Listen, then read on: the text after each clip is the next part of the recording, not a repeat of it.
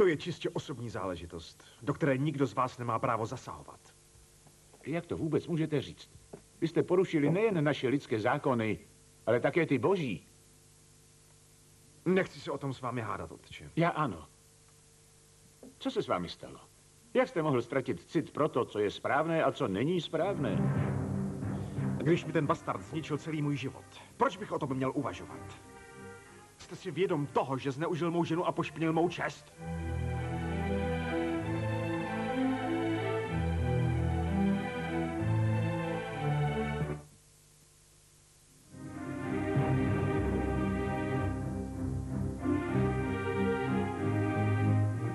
Ale ani to není příliš slušné, tak spěchat na rozhodnutí mladé dámy.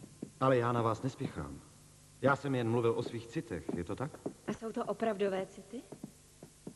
Samozřejmě. Mám vás opravdu velmi rád, Dolores. Pokud vím, dvořil jste se dřív paní Sofii. To je pravda, ale uvědomil jsem si, že mě jenom zneužívá. Miloval jste ji? Raději o ní nemluvme. Ale já o ní chci mluvit. Dobrá, měl jsem ji rád. Stejně jako mne? Mezi vámi je velký rozdíl. Vy jste veselá, máte dobrou povahu, dobře spolu vycházíme a já si s vámi rád povídám. Protože jste velmi inteligentní žena a jasně vám to myslí, tak budu upřímný.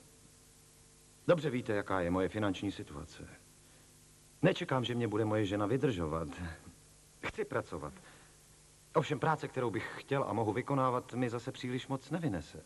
Kdyby však má žena měla nějaké jmění, kterým by přispívala, abychom měli lepší život, tak vidíte na tom něco špatného, co vám říkám?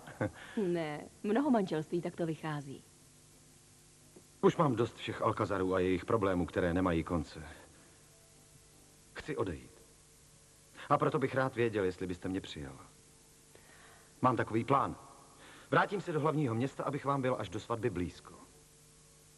Ale jestli mě odmítnete, tak půjdu někam jinam. Najít si manželku? Třeba. Přichází čas, kdy se samota stává břemenem. Dobrá, vážím si vaší upřímnosti, ale chci se rozmyslet. A jak dlouho? Dny? Týdny? Měsíce? Tak dlouho na to nechci. Hodí se vám zítřek? Budu se modlit, aby vaše odpověď zněla ano. Dobrá, jdu za Monikou. Naschledanou. Naschledanou.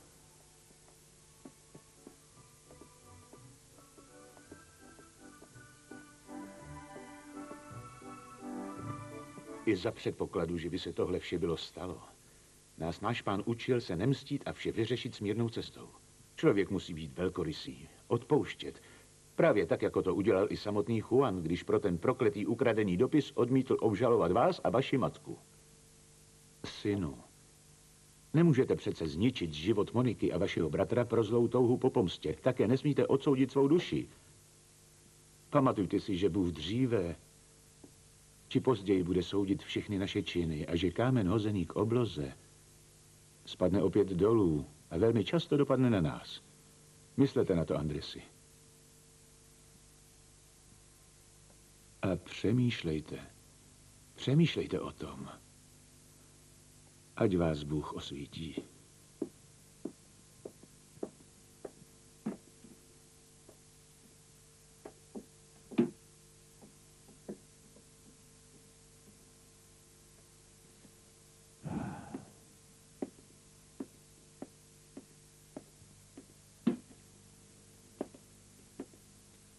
Řekněte Pančovi, aby osedlal koně. Ano, pane.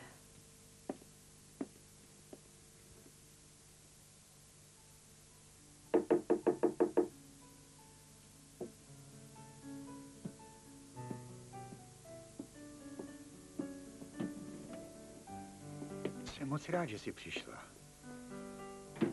Nebyla jsi už u mě několik dnů. Co pak je? Jsem tak smutná, tatínku. Tak se uklidni. A řekni mi, co se stalo. Všechno to zavinila Lupita.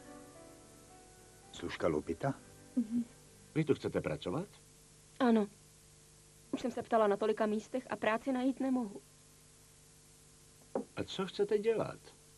Nic jiného, než uklízet. Víte, jaké je tohle místo? Je to hostinec, ne? My tu teď opravdu žádné další služebné nepotřebujeme. Moc vás prosím, pane. Já totiž nemám kde bydlet. Minulou noc jsem spala na ulici. Umím dělat téměř všechno. Pracuji dobře a také jsem poctivá. Tak proč jste dřívější práci nechala? Protože to nebyli spravedliví lidé. Mladá dáma po mně něco žádala a páni se rozlobili. Jak se jmenují? Jestli to neřeknete, tak jste něco špatného udělala. Přísahám, že vůbec nic. Ale když to řeknu, tak mě budou pomlouvat. Třeba jste je okradla, ale tady Ne. není možné. Vyhodili mě, protože jsem přišla na tajemství. Jaké tajemství? Že paní měla něco s nějakým mužem a potom si vzala za manžela jiného. O kom to mluvíte? Řekněte to a zůstanete. Ale nic jim o tom nesmíte říct. Jistě, že ne. Kdo je to? Je to paní Amanda Romero Vargasová. Soudcova švagrová?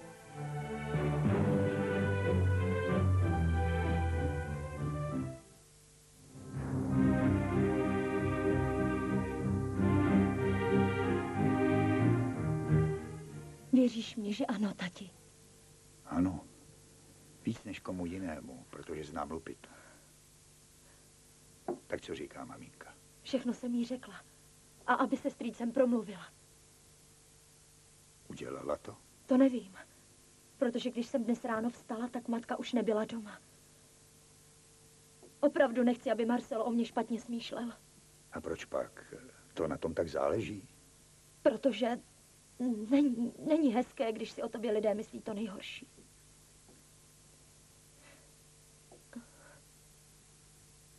Ale vždyť on se k tobě dvakrát dobře nezachoval. Já vím. Ale vysvětlil nám to. Matka ti to neřekla. Co měla říct? To, co se stalo jeho matce. Že ji nějaký muž znásilnil. Opravdu? Aha.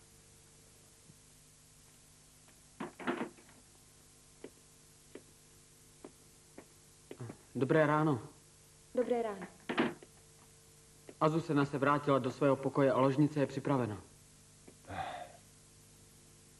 Řekni Joaquinovi, aby šel pomoci Meč donést paní její věci. Ano.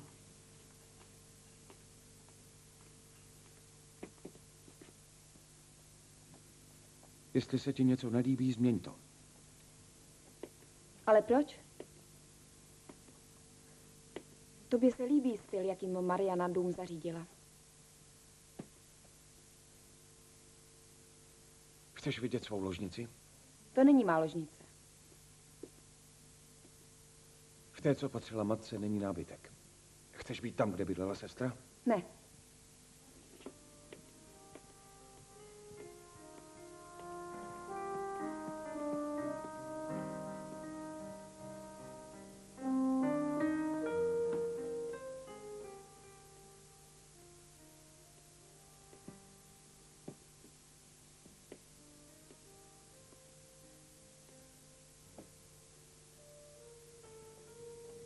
Za chvíli bude oběd.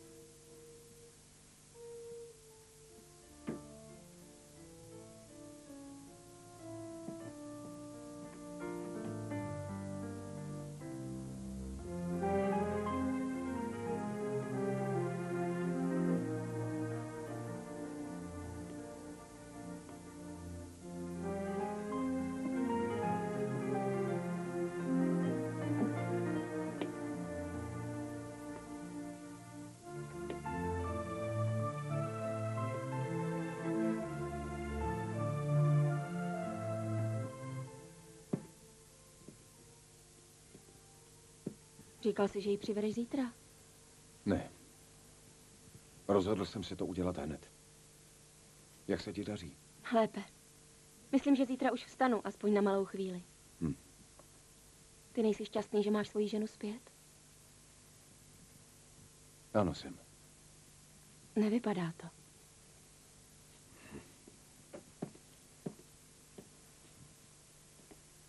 Máme něco k jídlu? Ano, Joaquin to zařídil. Joaquin je moc hodný hoch. A miluje tě.